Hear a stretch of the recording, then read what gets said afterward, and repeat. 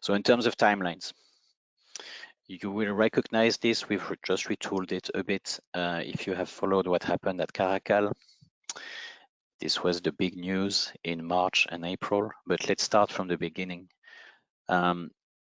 So the impact assessment that has been underpinning the whole REACH revision is being revised. And at the same time, the Commission is working on drafting the legal proposal, the actual piece of law. So that takes time, of course. And what happened in March, you may have seen your LinkedIn buzzing in all directions, was that there was a presentation at a meeting called the Caracal. I don't know if everyone knows about the Caracal.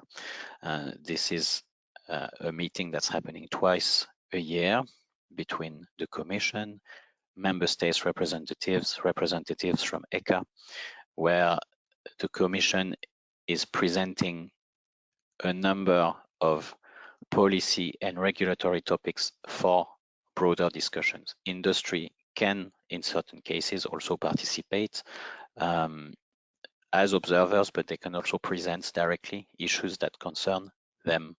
Caracal does not have an official recognition. It's not a decision-making, a rule-making committee that is recognized in the REACH regulation.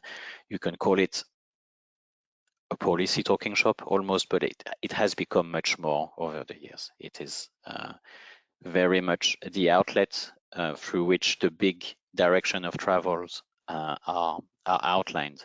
So of course, it's very important to follow it up, and but you can have access to the documents that are presented there on CircaBC, which is an open platform for anyone to access. That's where the Commission just uploads the documents.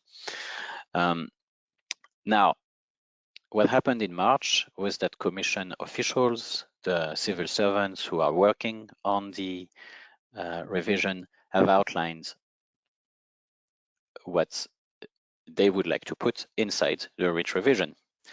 So there's a number of slides that you may have seen that have circulated, and where they highlight a number of ideas. There's been a lot of reactions to this presentation, notably if you contrast it with what we explained at the beginning, this whole push for competitiveness at Commission level.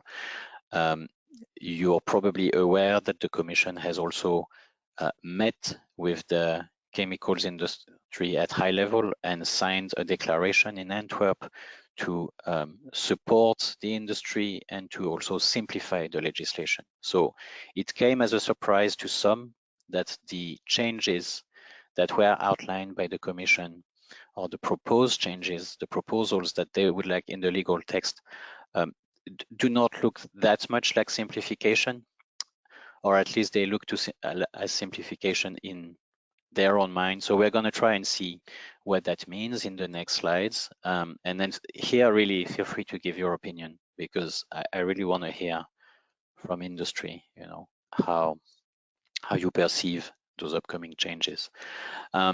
There was a period of consultation that was open until a few days ago. So some trade associations have sent their opinions, their position papers. We know that there's going to be also a high-level meeting and also high-level dialogues, I think, at political level in May on this. So watch this space. The big lines are still likely to move until the summer, and then the real it starts to get really concrete in the fall, where we're supposed to see two proposals, or at least two, one for the main legal text through the OLP, like I said, ordinary legislative procedure, and one proposal for the comitology changes on the information requirements. And then there's going to be an 8-week period of consultation. And that's just the beginning, of course. After that, we have in parallel the legislative procedure that will be On average, it's 20 months, it could be longer for a proposal like REACH, so expect a couple of years at least of legislative process, and for comitology, probably a bit shorter. So we don't have the timeline here for that, but then that's kind of the next step, and we'll be happy to tell you a bit more about that by the end of the year. But for now, that's what's happening this year. So there's a lot still, as you can see, a bit in the air, and we're going to hear a bit more around the summer.